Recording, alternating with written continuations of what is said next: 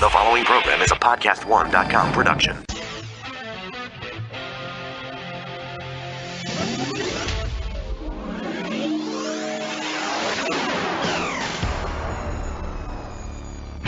Your healthy radio addiction starts now. Power to the people! The Laura Ingraham Show. Then your fingers touched my silent heart and taught it how to sing. Yes, true love's a many splendor thing. My feeling toward you is an incredibly warm one. As we said, there's great chemistry. And I think we're going to do tremendous things for both China and for the United States. And it is a very, very great honor to be with you. Thank you very much. You were so nice. And you said, we'll just do a quick dinner. And I think it had to last at least 2 hours. And we enjoyed every minute of it with your beautiful wife and Melania together. Their relationship is a great one, and our relationship has already proven to be a great one.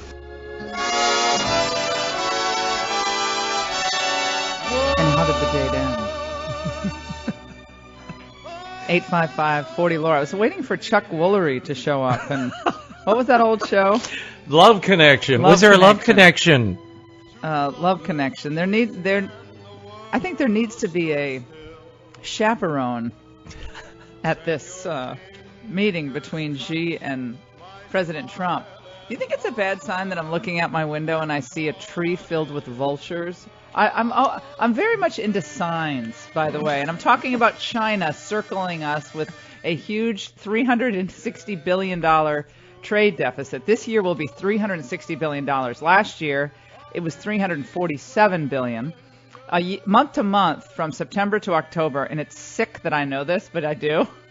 It's sick that I remember this. We've dropped the trade deficit slightly. I think it's $10 billion something. But it's still gone up month to month compared to last year. So the trade deficit situation is not good. But nevertheless, the pageantry and the pomp in Beijing, I mean, we thought it was pretty cool when people drove up to that ellipse at the White House and got out and were greeted by Melania and Donald Trump for a state dinner, but we don't have the dancing dragons and the face painting and we don't have any of that stuff. Those face painted people with the yellow hats frighten me. I just want to say that is a frightening visage. I don't like that. You don't like the Peking opera? I wouldn't let those kids with the spears near the president either. I don't trust the Chinese. I wouldn't even let the kids with the spears near him. Okay, that's not something I would ever permit if I were in the Secret Service. But I look out my window, and I wonder if the vultures in the tree. Look at all the vultures. I feel like I'm back in the Okavango Delta. Oh, stop. In Botswana. Look at the vultures up in the tree, guys. There's huge vultures. That means something is dead down there. It means something died in your yard. Something is dead, and it's either jumped the fence and is hung up on the fence, and now I'm going to be worried about this the whole show. I want Elisa to go check on what animal and then report back. This is not Mutual of Omaha. We don't go I want to know what's investigating down in the there. brush. I want to know, is it a fox? Is it a poor deer? Or the vulture? It's like the U.S. economy. They're circling and trying to pick the bones off of the American worker in American manufacturing base. Oh, look, I'm looking closely.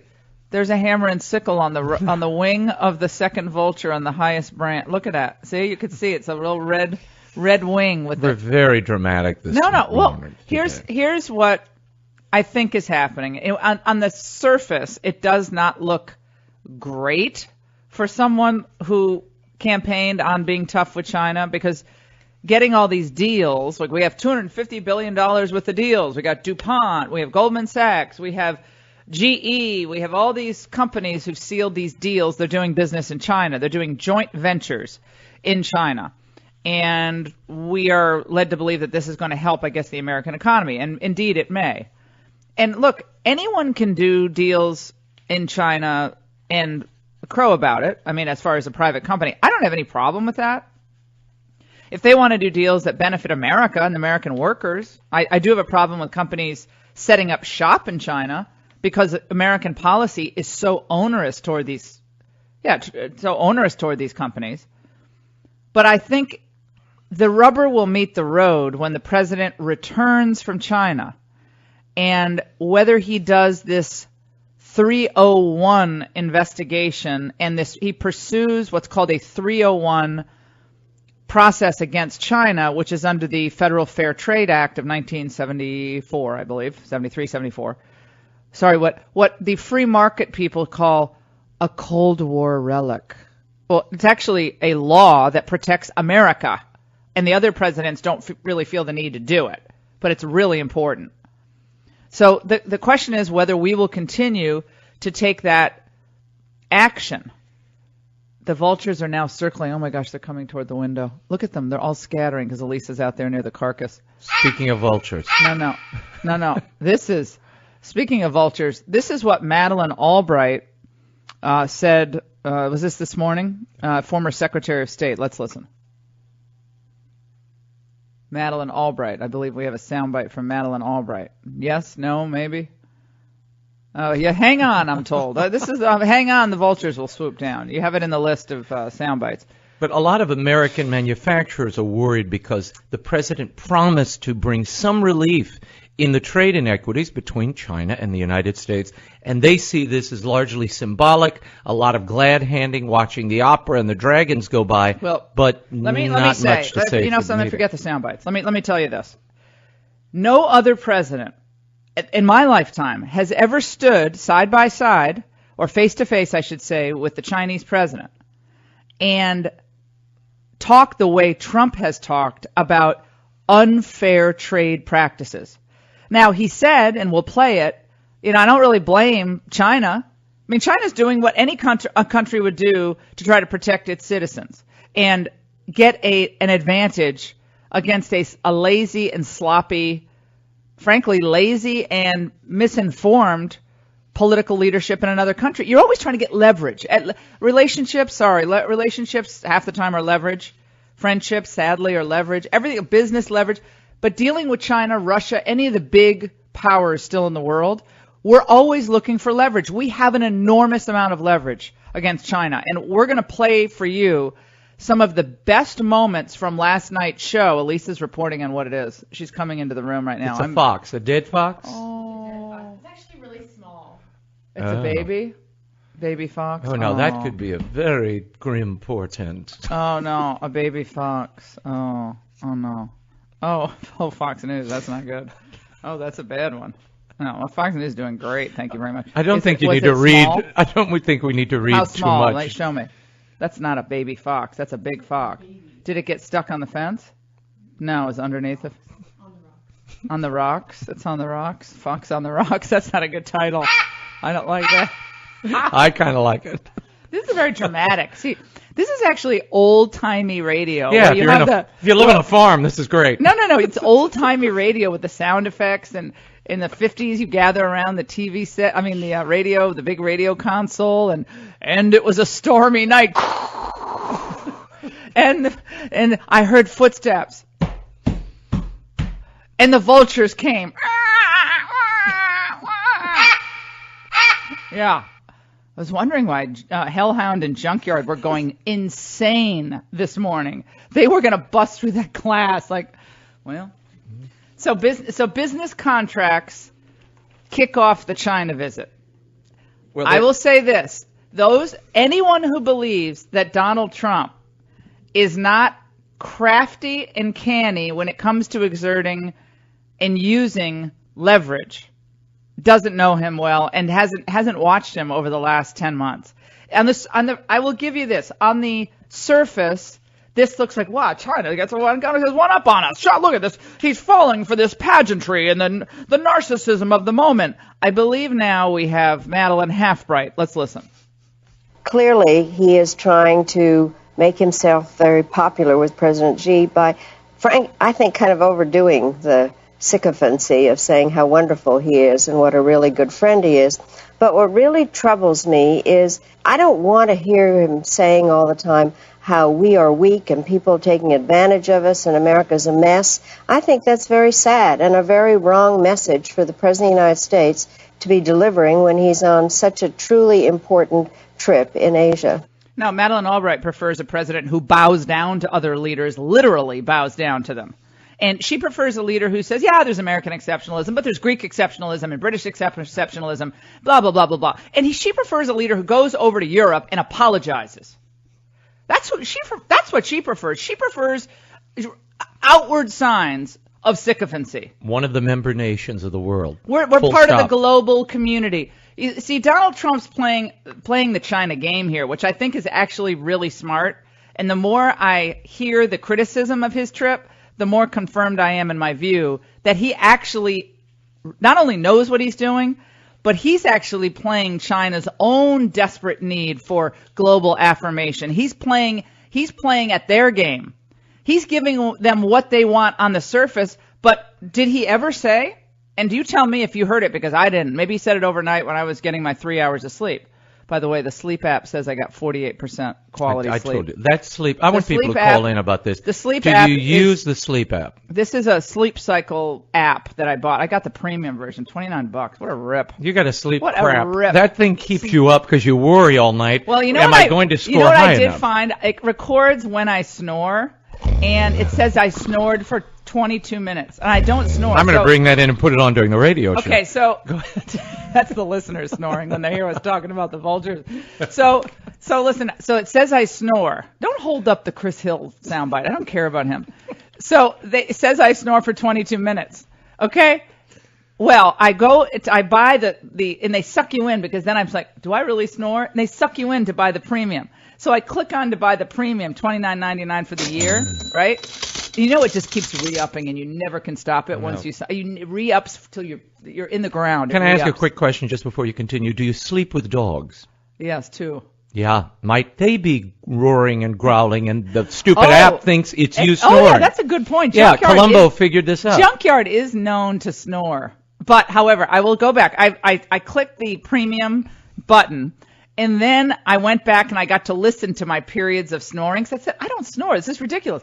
I click the play button. Okay. And I hear my sleep machine with the crickets and the monkey sounds in the background because I have the sleep machine with the waterfall. So they're recording my sleep machine. So everything's working against each other. It's all dumb. Stop the app. The app thinks that the sleep machine and the dogs are you, and that's lowering the sleep. And then I wake up and I'm stressed out because I got no sleep. I actually felt pretty good. You probably got 89% deep REM sleep. No, but it has this chart. Then it has a chart, and it takes me back to like my geometry and trigonometry. When I look at the graph, and they said Laura started the semester here, and then she went up and down. This thing is dipping down and then going up to a plateau. Laura, you need to have more sleep. You're not sleeping enough, darling. It is not restful. You have to turn off all machines. Into the cocoon. Don't do anything at work all day. In Greece, we have fresh, organic food all the time. We have no processed food. Processed food to keep you up at night, Laura. Ariana Huffington has no idea what we're talking about. Ariana Huffington is on a sleep crusade, and this group may need it. I actually think that this is what we should have her in once a week on the show. Oh, that'd be a good idea. Laura, this is distressing. Actually, you know what I think we should do? You know how you call Slap Happy or Slap Happy, which I'm a little Slap Happy? We should have an app called Sleep Happy. And it should be not Slap Happy, but Sleep Happy. And we could have all of our own tricks that we learn of hosting a morning radio show and a nighttime TV show. I mean, that's just what we should do. I'm thinking it through. 855-40-LAURA. Mike Pillsbury is going to join us.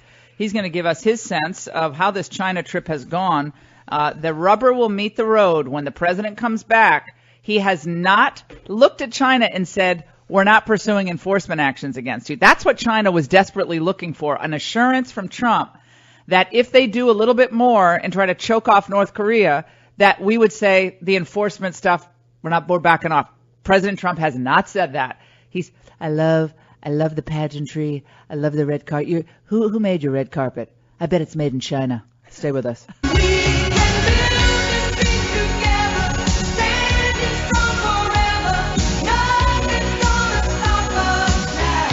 I just want to thank you for the very warm welcome, and I look forward to many years of success and friendship, working together to solve not only our problems, but world problems and problems of great danger and security. I believe we can solve almost all of them, and probably all of them. Thanks to my wonderful sponsors and your support, I'm glad to say that we can provide this podcast at no cost to you at all. As a loyal listener of my program, please consider testing our sponsors because they're the ones who actually cover the cost to produce this daily show. So if you're a dog lover like I am, how about giving your dog, your best friend, a fresh, healthy, and nutritious diet? When dogs eat well, they live longer and happier lives. I'm here to tell you about NomNomNow.com, which cooks the world's best dog food. It's made fresh in the USA and delivered right to your door every week. Nom Nom Now's customized recipes cook fresh in our kitchen, delivering healthy nutrition you can actually see. Switch to Nom Nom Now and your dog will have more energy, a shinier, softer coat, and a longer, better life. Nom Nom Now really is the best food for your best friend. And right now you can save 50% on your first 2 orders of fresh, healthy dog food when you use my code Laura at NomNomNow.com. That's code Laura and save 50% on your first 2 orders. NomNom now.com. and code word LAURA. You know, in a deeper sense, this is a president who doesn't seem to understand what he's representing. I mean, this is right now and has been for decades the greatest country in the world. And I wish I'd hear a little more about that from this president than to suggest that we're being fleeced by the Chinese. We have done more for ourselves, but also for the rest of the world and the rest of the world combined. And I'd like to see a little note of pride from him. A lot of other things. Oh, yeah, okay. That's Chris Hill, former ambassador to China under Obama. Let me just say this about him. Okay, this is a man who had no problem presiding over the rise of China at the expense of U.S. workers and manufacturing. As China was bent over in hard work, ambitiously trying to establish its absolute dominance in the South China Seas. Its goal is to be a total hegemon, not only in Asia, but beyond. What did we ever hear from the Obama administration on that? Very little. We heard paltry remarks from the Obama administration on China's human rights violations. I want to hear more from President Trump on that. We heard very little or saw very little pushback when it came to China's aggressive development of military space and weaponry, their subsidies of major industries. The idea that Trump is somehow the patsy of China. Look at the 8 years of Obama when the trade deficit skyrocketed every year and where we took very few enforcement actions that were at least followed up on in any kind of strong, rhetorical, consistent policy message coming from Obama. He did slap a few tariffs on, as I recall, on some cheap cold-rolled steel. Obama did that. But there was not this relentless pressure being put on China. We knew that North Korea was an increasing problem under Obama. This didn't just happen over the last 10 months. Nice try, Chris. Chris Hill, again, former ambassador to China for Obama. But this newfound love of American exceptionalism, when these people have been singing from the globalist hymnal for decades. It's the global community. America has a responsibility on the global stage. Now suddenly, Trump doesn't love America. Trump's going over there and sucking up to the Chinese. Your policies sucked up to the Chinese. Your policies told the Chinese all they needed to know. They had an open field to run on. No defenders. We got no defensive line. They just ran right down the field. They dominated on the military front. They dominated in American investment. We're going to be talking about this tonight on the Ingraham Angle. Make sure to tune in. Mike Pillsbury, a foreign policy expert and is author of the phenomenal book, The 100-Year War. We have a lot more to get to. Stay with us.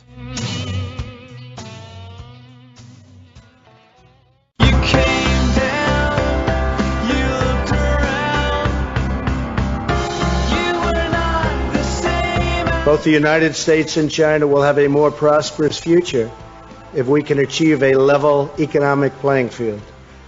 Right now, unfortunately, it is a very one-sided and unfair one. But I don't blame China. After all, clapping. Who can blame a country for being able to take advantage of another country for the benefit of its citizens? I give China great credit.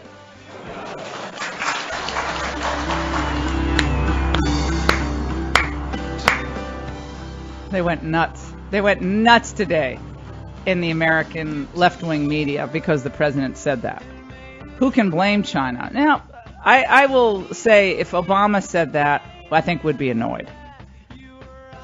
But would be annoyed because we would know for sure that Obama would not take up aggressive enforcement action against China. We would just know that.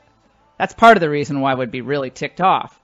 But with Donald Trump, is that the case? Well, the proof will be in the pudding when he comes back from China.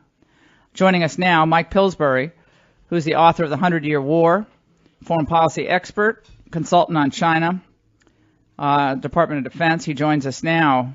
Mike, how are you? Good to talk to you. Fine, thanks. I'm thrilled at the president's Beijing trip. It's kind of right out of my book, frankly. And advisors aren't often as thrilled as I am this morning and yesterday about. All right, Mike, speak up because we can't hear you well. You're talking low, but speak up. Let's talk about the comment he made that is driving everybody crazy about you can't blame China. That China's just doing what China would do. It's being seen as an insult to America from a sitting president abroad. Why is that analysis wrong? This goes back, Laura, almost 15 years when Mr. Trump first addressed the China issue in one of his books. And he was a little bit sarcastic that we can't blame China for outsmarting us. And he called the Chinese the smartest negotiators in the world and talked about the need for unpredictability is the only way to get some kind of leverage on China. So I see him as being true to his views over the last 15 years. He's not insulting Americans. He's backhandedly praising China for being smart in the past, but then he has the word if in there, that things are different now. I see this, frankly, as the opening gambit in what's going to be a 2 or 3 year struggle. And the opening gambit, no trade war, no Dalai Lama invitation. He didn't sell Taiwan the jet fighters, the F-16s it wants. But he's put them on notice and very tactfully, almost Chinese-style indirection, that you better be different in the future under Donald Trump. I was thrilled with his approach. Well, the pageantry and the pomp that we treated Xi to when he came here is then bested by the Chinese over there. That's part of the game, is it not? I mean, you put on the dog, and then Arabella, Ivanka's kids, they are raised by, in part, nannies who speak Mandarin, so they can speak Mandarin. So then they send a message to Xi, and this plays to the ego of the Chinese that you're a rising power. We're even speaking your language here. Yes, as you know, in the last chapter of my 100-year marathon, I give 12 recommendations, all of which are using Chinese culture, Chinese history against them. And that's what President Trump is doing. He's really, if you watch the Chinese coverage on their official propaganda channel, they're a little bit wary that he's so Chinese in his approach. Yeah, so they see this is a little, okay, this is making us uncomfortable.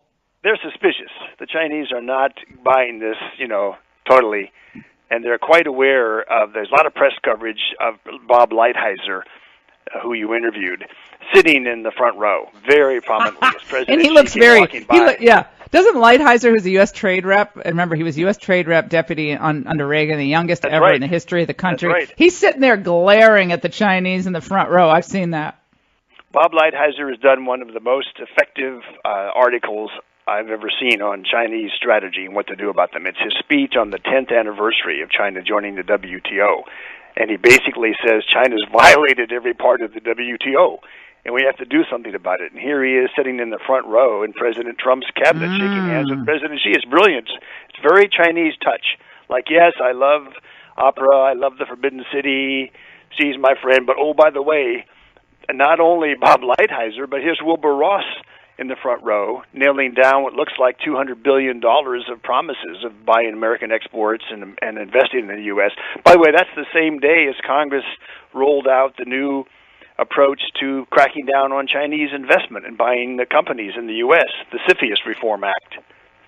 And explain that. That's the Committee on Foreign Investment. I want to address this on television as well, which I'm going to do.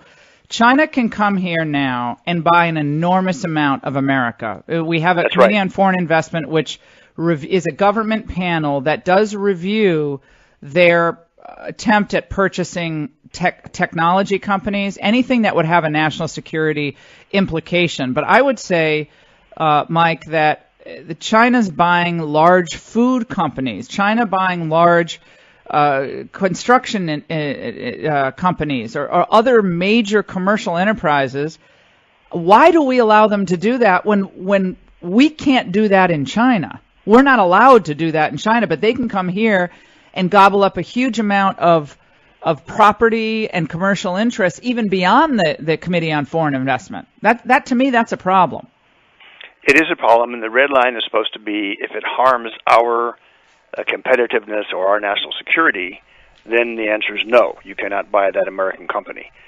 If it doesn't, if it just brings jobs, and if it's good for the American economy, then yes, the Chinese are more than welcome to buy the Waldorf Astoria, for example. So that's what this legislation is seeking to reform. The process has really been quite secret. The legislation that set it up is very vague. It's not clear, and a lot of liberal Democrats, frankly. Ron Wyden has written about this, so has Deborah Stabenow over the Smithfield-Ham deal. A lot of Democrats oppose Chinese purchase of American companies. It's AFL-CIO opposes a lot of it. All right, so that's a bipartisan. That's bipartisan. A bipartisan position here. Yes, absolutely.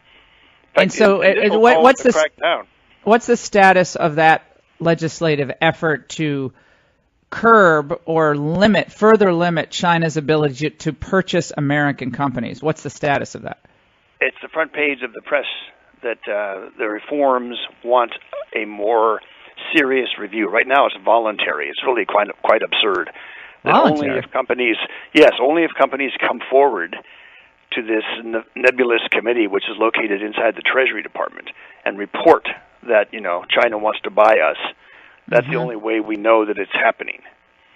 So changing that, number one. Number two, monitoring the process. Right now there's no report on how many applications there are and how many are turned down and for what reason. There's no case law, no precedents that companies can follow. The third is who should be involved, who should be on this committee. It's part of the Hillary uranium deal. It's the same. That committee did not object, which is often what happens, and then the deal goes through. And Hillary is a member of it as Secretary of State, but now she can say, well, I had no idea what was going on, no one consulted me. So the idea of the legislation is to make this a much more transparent process where we can see which cabinet secretaries are saying what. It's really good legislation. It's Senator Cornyn of Texas is the original sponsor. Mm-hmm.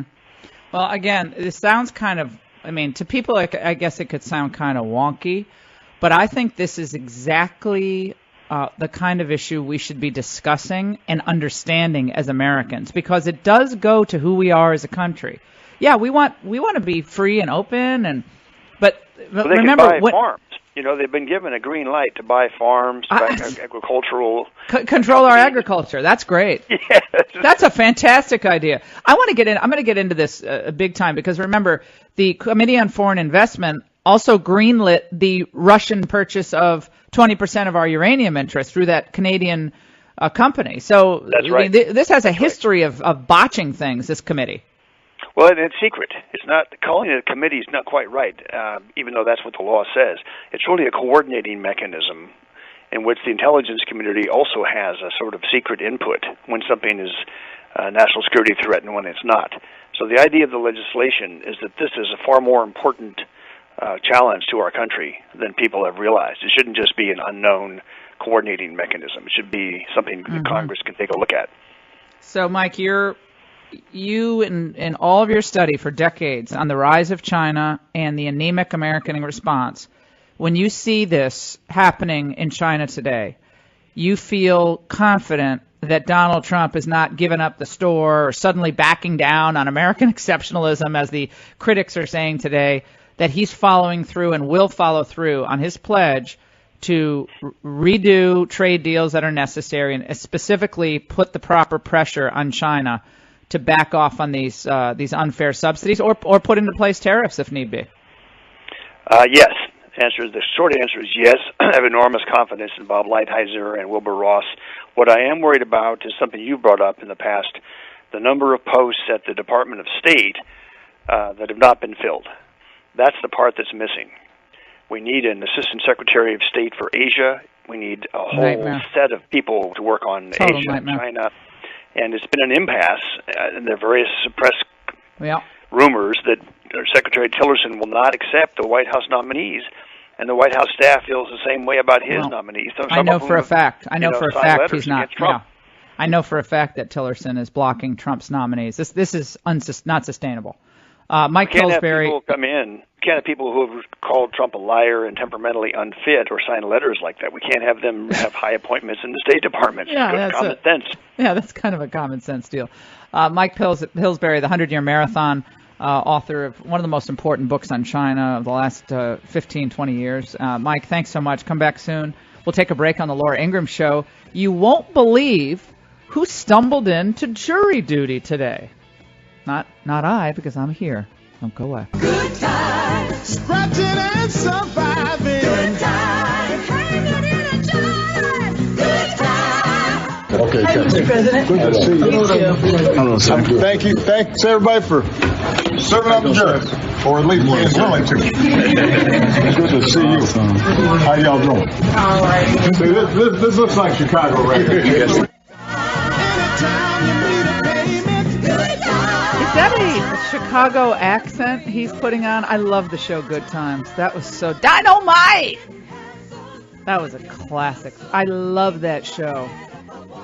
You know, the woman who played Florida, what was her, Esther Roll? Esther Roll. God, was she good. She was the housekeeper for the Archie Bunker, right? She was a spin-off. That Good Times was an All in the Family spin-off. With Maude and all. Maude, the Jeffersons, and Good Times. I feel so sorry for the current generation. They did not grow up in the golden era of TV, which is the late 1970s, mid-70s, late 70s, early 80s. All in the Family, Good Times, Maude. These shows were hilarious. The Carol Burnett Show. Jefferson. Oh, forget about it. I just hear the Good Times theme, and I'm in a great mood. Hanging in a Oh, no. And this is a family, an intact family, living in difficult times in New York City, in the height of the crime and all the other stuff, the sexual revolution, and yet they had a conservative approach, did they not, Raymond, to child rearing and their own family? They did. And they kept each other together, and it was tough. It was tough. life. JJ is all over the place. That father, I can't remember his name, but James was the character's name. Yeah, but the father who passed away during the show, they had to write him out of the show. Right. He's knocking heads in that family. He goes, you're doing that to my daughter. Like he was. Yeah. Oh no, that was good. Looking back on that, there's a great piece to be written about how even in the 1970s, in the height of the sexual revolution, there were these shows on television that on the surface seemed kind of, these were families and parental figures who laid down the law.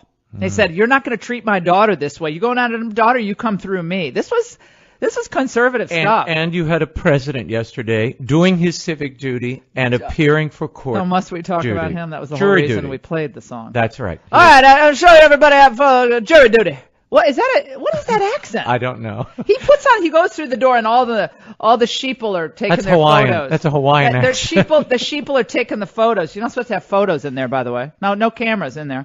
Taking the photos of the prez. How y'all doing? Oh yeah, how y'all doing? Michelle. Serving up the jury. Oh, there you go. Serving up the jury. Serving on the jury, up the jury. Serving on the jury, I think is what he's Serving on the jury. All right, Chicago. Thanks. This looks like Chicago. Yeah, this looks like Chicago. The seas are going to part, the sun's going to come out because I'm back. I'm running for a third term. And Michelle's going to run, and Oprah, Nopra. Remember when Oprah? Oprah's like, why did I ever get involved in politics? My show's going down the tubes. She had to start that up close and personal Sunday show on the OWN network. Well, Obama. They have to cling to Obama. That's all they have. Well, there's a whole celebratory piece in the Times today about the dazzling appearance of President Obama. You're listening to the Laura Ingraham Show.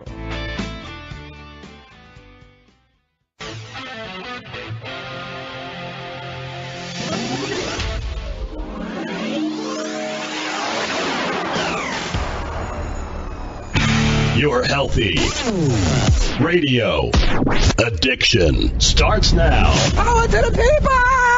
The Laura Ingraham Show.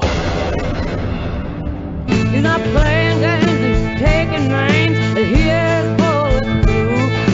Everything's gonna change. Everything but the truth. Donna Brazile wrote a book. I know she's a longtime colleague of yours. And she sort of, in her book, made this comment that your campaign, through an agreement, had too much influence to maybe at the detriment of the Sanders campaign. She sort of walked back those comments now. Yeah. What was your reaction to that? I didn't know what she was referring to because, as has now come out, that just wasn't the case. For those who are telling me to shut up, you know what I tell them? Go to hell. I'm going to tell my story. The Democrats turning on their former DNC interim chief, Donna Brazile, longtime Democrat operative, fundraiser, who blew the lid off of what the Clintons had been doing to try to pre-wire this election in 2016. 855-40-LAURA. How many of you are surprised that they've turned on Brazile? Very dismissive toward an African-American woman who has been a party stalwart for decades.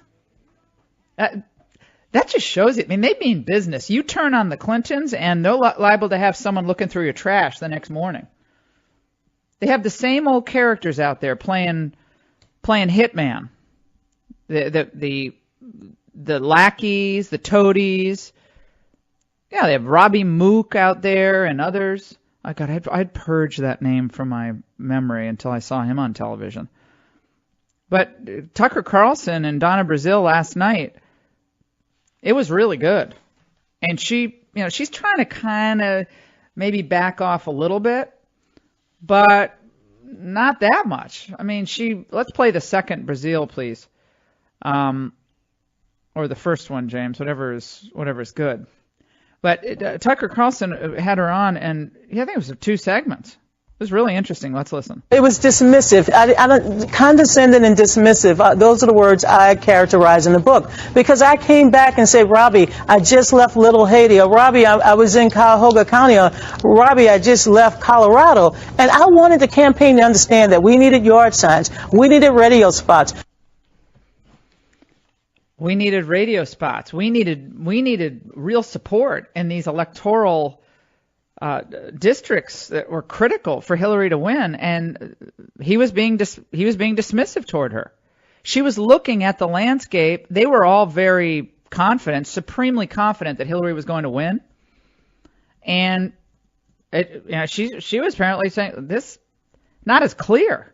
We need some air cover here, and the advertisements we're running, and the money we're deploying, and the resources we're using. I look back on all of that, and boy, there were very few people who got this right. Very few people.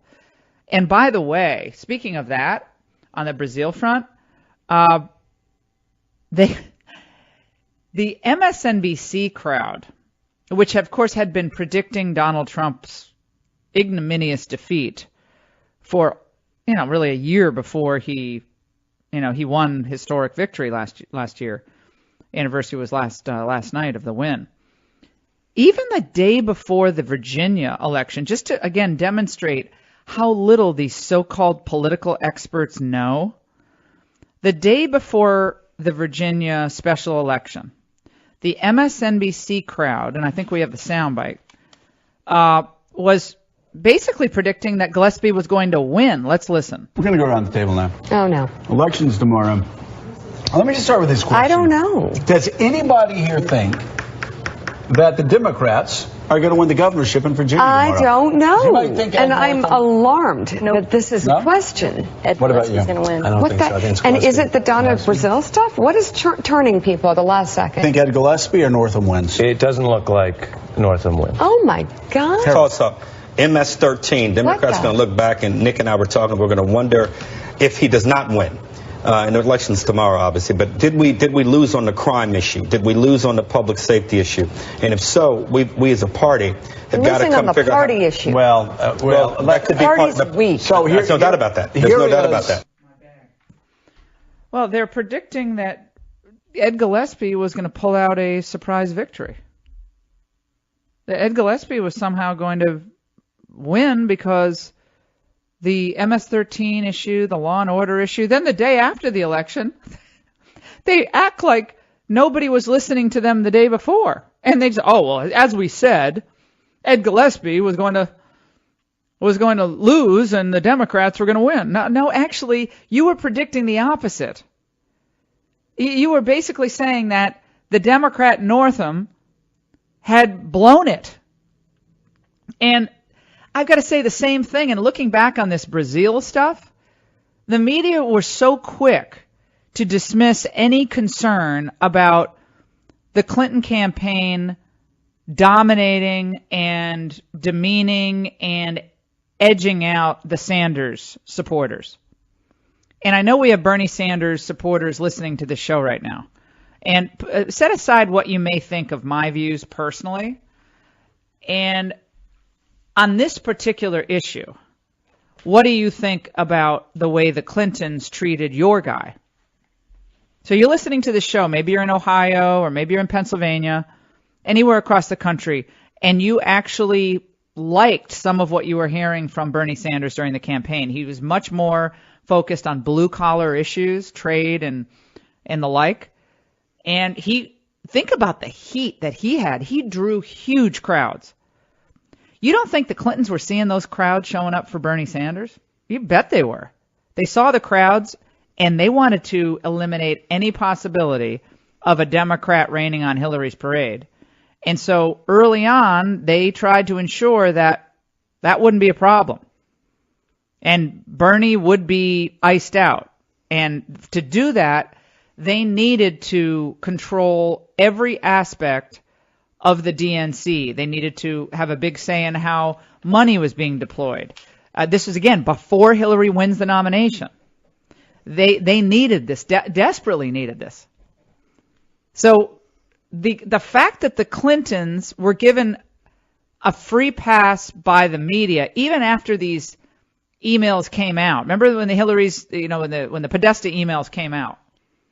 Well, Laura, actually last night Clinton was on late night, and she was talking about this whole issue. And, they asked her about it, how the DNC basically controls the campaign. And she said, quote, I didn't know what Donna Brazile was referring to. So it's kind of she's just trying to blow off any concern. Okay, so no concern at all. We have no concern at all about this. That's crazy. But if you guys out there, any of you liked Bernie Sanders and you imagined you might pull the lever for Sanders, or you thought Sanders would be better against Trump, how do you feel now? How do you feel now about this? I would be enraged. I'm putting myself in the position of, let's say, Rick Santorum supporters in 2012. If they had found out, and remember, Santorum picked up a bunch of states against Mitt Romney. He almost won Michigan. One of Mitt Romney's 3 home states. Remember, Santorum was with no money getting a lot of traction. Imagine if we found out now, or right after the 2012 loss, that, well, in fact, Mitt Romney's crew, the whole crew there, were icing out Santorum people and controlling how all the money was spent at the RNC. I mean, that is anti-democratic. It is completely condescending and dismissive. Forget Donna Brazile personally, to the voters of your own party. It shows a complete disregard for your own voters, the Democrat voters. It's also ironic last night, everyone's saying, thank you, Hillary, thank you. Thank you. Thank you for what? Thank you for losing. Thank you for subverting the Democrat process within your own party. That's how ruthless the Clintons are, though. This just goes back to what we always knew about the Clintons, from the way they treated Bill's accusers. Remember the bimbo eruptions? You could drag a $5 bill through a trailer park and you can get anyone to say anything. Remember that old line? Shelley, line 3. Shelley, go ahead. Yeah, I'm glad Donna Brazile is talking about the Clintons, which it's not going to matter to anybody that's her supporter anyway. But I didn't like Donna before. I trust her even less now. I don't believe for a minute that her motivation is that she felt she had to come clean and expose to help people. Her interviews with Tucker and on the Sunday shows, she is all about, she had no position. She had no clout anymore. She had no title. And I think all she's doing is trying to line herself up for the next thing and look like the hero, because she kind of disappeared. She didn't have anything anyway. And I just think it was disingenuous, all of her information, and Tucker was awesome. No, Tucker was great. I appreciate it. Look, someone's trying to sell a book, but I don't think we can discount everything Don. I mean, as someone who's followed the Clintons for 20 years, covered the Clintons for 20 years, none of this surprises me. But for a Democrat voter, what I'm trying to say is, I would, if the shoe were on the other foot, and I found out that the Romney people were edging out Santorum, controlling the entire apparatus, keeping money from being deployed in certain parts that would have made this more fair in the nomination process, I would be livid, and I would put the blame where it rightly lies, with the establishment of your party. The Clintons still represent the Democrat establishment. They still have an enormous amount of clout. Bill Clinton was on one of the late night shows last night I saw. He was yucking it up. And they're celebrities. They're still the biggest Democrat celebrities now, next to Obama. But, I mean, where's President Obama on any of this? He have any problem with this, or is this all fine with him? That Hillary got, apparently the damsel was in distress, and they had to protect Hillary. I thought Hillary's like, I am woman, hear me roar. I can fight on my own 2 feet. I'll defeat Bernie Sanders the right way, and I'm not gonna look for any special or unfair advantage because I'm a woman. I'm just a fighter. I'm out there. I just need an equal opportunity. In the end, she needed affirmative action to beat Bernie. She needed her own forced, corrupt version of affirmative action to beat Bernie. That's how I view it. And again, I'm looking at this and I'm putting myself in the Democrat voters' shoes. This is who you were dealing with. These are the people who ran the Democrat Party into the ground. Bill Clinton worked with the Republicans in his second term and actually helped preside over a thriving U.S. economy. Hillary was a totally different deal. And I just think we as conservatives should take a lesson from this and remind ourselves that the establishment is what got us into this mess, and the establishment is not going to get us out of this mess. So populist conservatism might not be the majority, but it certainly is the strongest plurality within the Republican Party and in elected leadership, I'll say. But the people, it's going to be your party to turn around. What we saw in Virginia is a warning sign. It's a warning sign for us. Immigration, uncontrolled, and a bloated government. Combine those two things and throw in a welfare state, and you're going to start losing states like Texas. You're going to start losing states like Florida. You won Florida by the skin of your teeth in 2016. Skin of his teeth, he won Florida. And you think you're ever going to get the popular vote unless we get a real handle on the promises that Donald Trump ran on and start putting points on the board. 855-40-LAURA. Joe Biden is still talking about how he could be president. You've got to be kidding me. I mean, he just won't be quiet.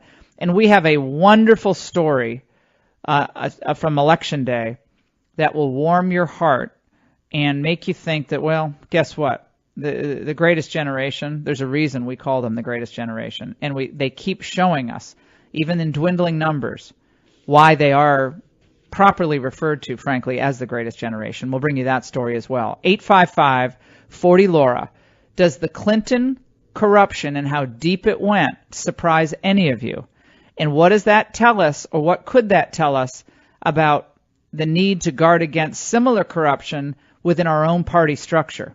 A lot of people complaining about some of the things that Ronna McDaniel has said in the last 24 hours about the Virginia race. She's the head of the Republican National Committee.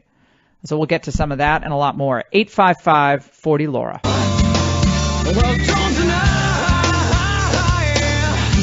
The idea that the DNC could rig a contest, frankly, is laughable. The allegation she's making there simply isn't true. We certainly don't recognize the campaign she describes. We also don't recall some of the events she said that happened. You did not love me like you did, but you did, but you did. And I thank you. I want to thank Bernie Sanders.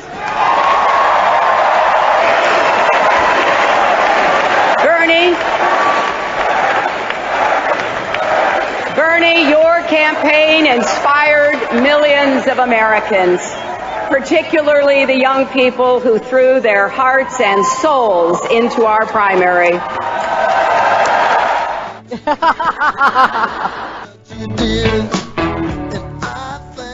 As she was sticking a knife in his back.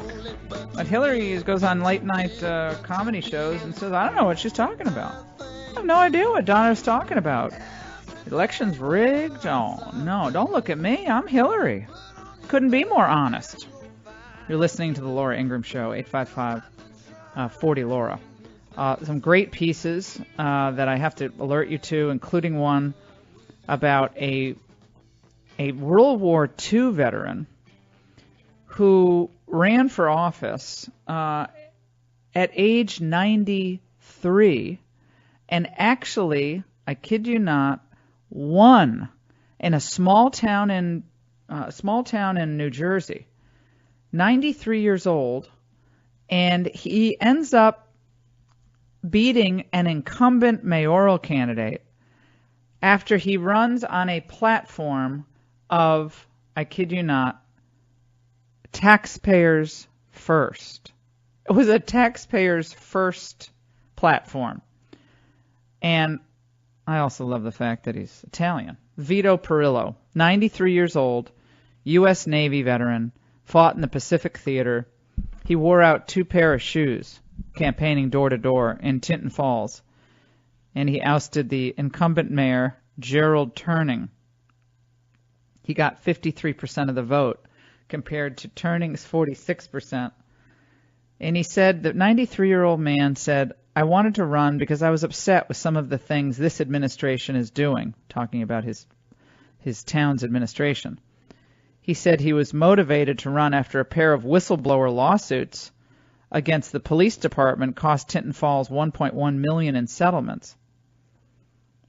And the incumbent served in the police department for 30 years, was police chief for 7 years. But nevertheless, the people of Tinton Falls said, you know, I think we're done with the entrenched power. We're going to go back to the World War II generation because they have more common sense about fiscal austerity when necessary. Keep the money in the taxpayers' pockets. A big waste of money. Taxpayers first. 93 years old. I love it. Hey humans, David Smalley here from the Dogma Debate Podcast, right here on Podcast One, where we talk about all the things you're not supposed to discuss at work: religion, politics, abortion, racism, slavery, and that's only when we open the Bible. We discuss Islam, Islamophobia. What does that even mean? We chat with vegans, animal rights activists, and even visit factory farms to see it for ourselves. I invite people from multiple backgrounds to convert me into their worldview. But as long as they're okay with being respectfully challenged, you better bring your evidence. And I never lose sight of how both the left and the right are seeming to lose their minds. So basically, we're solving all the world's problems right here on Dogma Debate. And you've been missing it. Watch our 360 virtual reality videos on the Podcast One app and download Dogma Debate on iTunes, Stitcher, or PodcastOne.com.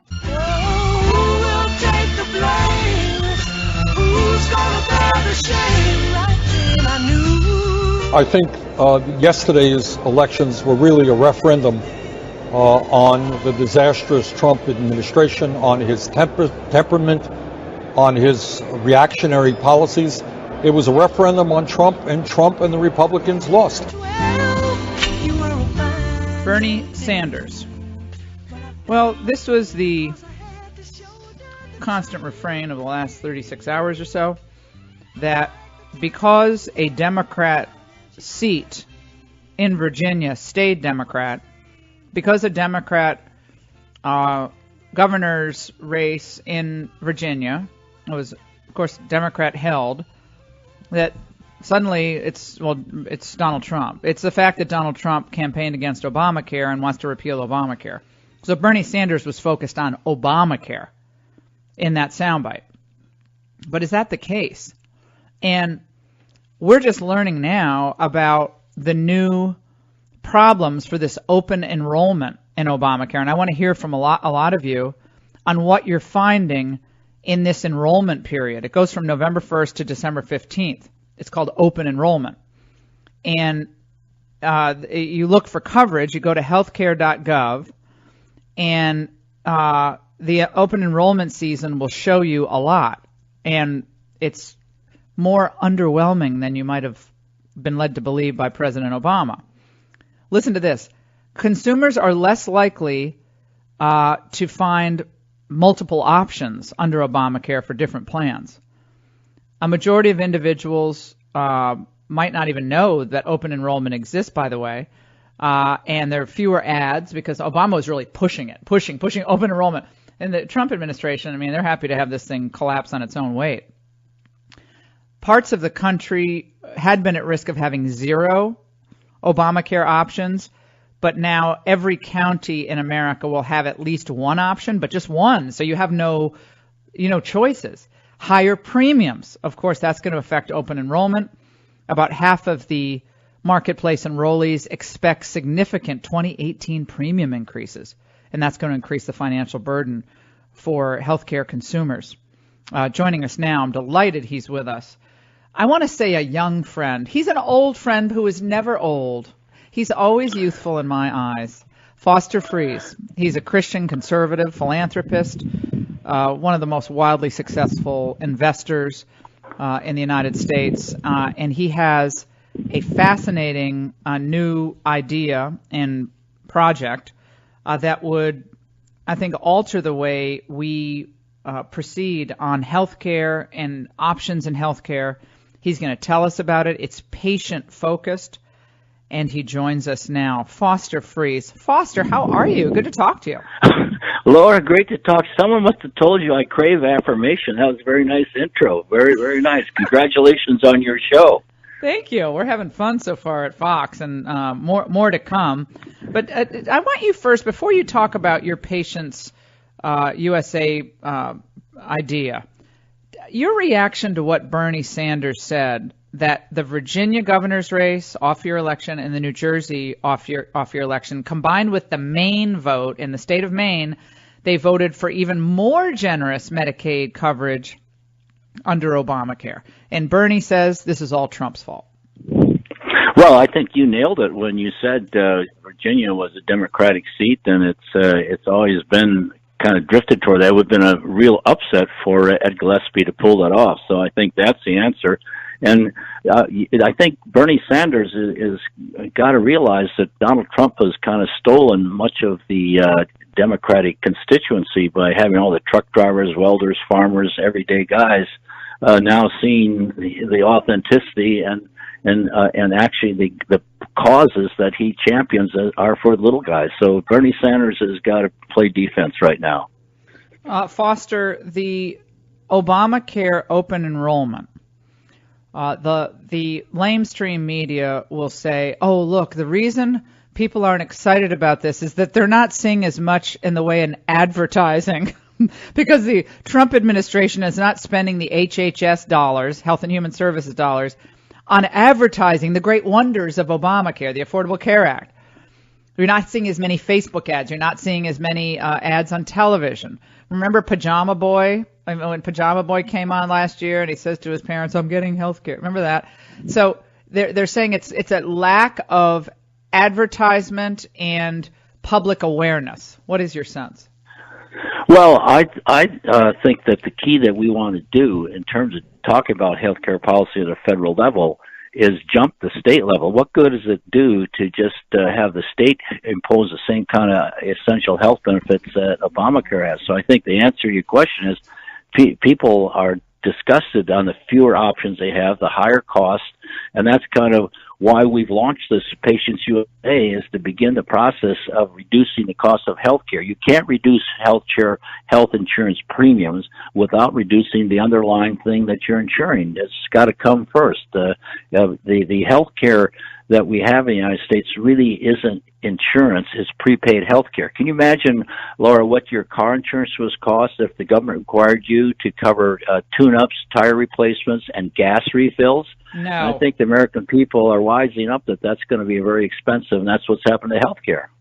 So Patients USA, it's a 501c4 organization, and so it can spend money on political campaigns, correct? And can give money to certain efforts, but it can't. The money in this group can't be used to endorse specific candidates. Is that a correct description? Well, whatever the rules are, our main focus is to spend that money to try to get the patient a seat at the table. If you look at the Kingdom of D.C., at contrast to us out in the counties, at the Kingdom of D.C., you have the executives from the insurance companies, drug companies, and hospital companies sitting at a table debating what healthcare is going to look like. You and I, Laura, as patients, are sitting at the sidelines with our doctors waiting to see what it's going to look like. So we've seen a lot of doctors rallying to this idea. And then the first step we want to do is simply get one line piece of legislation passed, and that is simply, quote, all providers, hospitals, doctors, all providers of healthcare services and products are required to publish prices, close quote. And the enormous support, you cannot find a Bernie supporter, a Hillary supporter, Trump supporter out here in the colonies who oppose it. Ran into Haley Barbour, Mr. Republican, head of the Republican National Committee for quite a while. I'm for it. And then I ran into a coffee shop in Jackson, Jim Wolfenson, the retired chairman of the World Bank, Mr. Democrat. He says that transparency is so important. That was a big salient part of when I ran the World Bank. So it's a no-brainer where people would sign up on Patients USA, sign the petition that we want that kind of legislation, and then we can unfold other steps after that. So it's a beginning to start the process. In Milwaukee, you can get an MRI for $600 or $3,000. So if we give people information, they'll make better choices. We're talking to Foster Friess here on the Laura Ingraham Show. Foster, before we let you go, you said that you would consider perhaps running against Dr. Barrasso, John Barrasso, who's a senator from Wyoming. You hail yourself, of course, from Wyoming. And now it looks like you are going to challenge him for sure. Well, it's still up in there. I never would have ever considered it, Laura, had Steve Bannon not called and suggested, because all the invites I've had by friends over the years to run is people kind of angling to get an invite to my 80th birthday party. But I looked it up, Laura. It pays $174,000, and I've been out of work since 2001, so I do have to give it a little consideration. And I think one of the considerations, because some things have happened lately, this disaster with our betrayal of the Kurds is the most unbelievable thing that's not only distasteful for how we treat the Kurds, our allies, but the fact that it's very, very bad for our security and our policy. In fact, General Soleimani, the Iranian general who led the attack on Kirkuk, had basically said, we do not want another Israel in our midst. And think of what that would mean now that we've kind of lost a foothold with the Kurds. So that would be one reason. Okay, Foster, I want to jump in there on the Kurds, because most people listening to this show, they're in Wyoming, they're in California, they're in Florida, Pennsylvania. They're hearing you talk about the Kurds, and they say we care about Kansas City. We're not worried about the Kurds. Why should they care about the Kurds? Because if they care about freedom in America, and there's World War III is going on, and we're losing every battle. This is just one more battle of the people in Iran who are destined to cut us out of the world. They have a war on Christianity, they have a war on West, and every day is a new battle. If we don't stand up for the Kurds, what will that mean 5-10 years from now. It just seems like we're losing every day the effort to try to curb the sweep of this theology that's taking over Turkey and all across the Middle East and even active in our own country. So I believe it's incredibly important, and that's why it hasn't got enough visibility, because the guy who's sitting in the Senate, he's more concerned about the issues of a given state, and it gets overlooked, and it's a tragic mistake on our part. Well, Foster, we really appreciate your joining us and really appreciate your advocacy for patience, not the bureaucracy, but patience. Healthcare is more than just, quote, access to care. It's about treatment. And what happens to actual treatment when the government is involved in redistributing wealth? Why can't the free market be in place so people can get, treatment for basic conditions and basic services that are much more affordable because of real free market forces in effect? Foster Freeze, dear friend, Patience USA. We'll link up all of this on lauraingraham.com. Foster, thanks so much. We'll take a break here on the Laura Ingraham Show tonight on the Ingraham Angle. Immigration sob stories swamping Trump promises. We'll get into that as Donald Trump continues his tour of Asia, with some concern back home that the trade agenda, trade enforcement, will be left behind in this quest to have a closer, perhaps more cooperative China on North Korea. All of that will be tackled tonight, and when we come back, a lot more, including the CMA Awards. They wrote a parody song. Oh no, criticizing Trump again? You may be surprised. I'd play Sally Gooden all day if I could, but the Lord and my wife wouldn't take it very good. Now, Brad, I don't know if you've heard about this, but the CMA has given us some guidelines with specific topics to avoid. So we can't be doing any of our silly little songs because this year's show is a politics-free zone. Are you kidding me? That's not fair. Hold on, so we can't even do like, well, way down yonder on the Scaramucci. That doesn't work? No Scaramucci, Brad. No.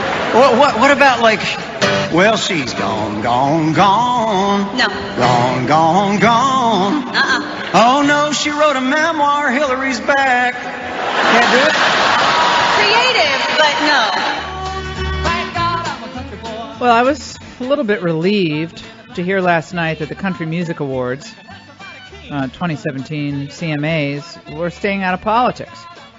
And it was kind of a funny little ditty. Yeah, it was kind of funny. I didn't mind that. The Scaramucci, that's kind of old. I mean, who even remembers him anymore? The Hillary thing was funny. So they were not going to criticize Trump because that's what all of the entertainers do. They can't help themselves, right? So the country music folks would just back off. Well, no, they couldn't really resist. Let's listen. To present our first award of the night, the stars of the new movie. What are you doing, Brad? Oh, I'm definitely not doing this one. Right now, he's probably in his PJs, watching cable news, reaching for his cell phone. Really? Right now, he's probably asking Siri, how in the hell do you spell Pocahontas? Well, here we go. In the middle of the night, from the privacy of a gold-plated White House toilet seat, he writes, Little Bob Corker, NFL, and Kofi. Kofi! Kofefi? Kofi? I don't even think anyone knows these I don't even remember Kofefi or what it is. I mean, they're kind of need to update their humor on that. It's okay, I guess, but I went back and looked at what the Country Music Awards did in 2014, and they did take aim at Obama. They actually were pretty good. I don't know if we have it, but Brad Paisley and Carrie Underwood. They went after healthcare.gov and President Obama. You know, and they said that, I'm pretty sure this is why we lost the Senate.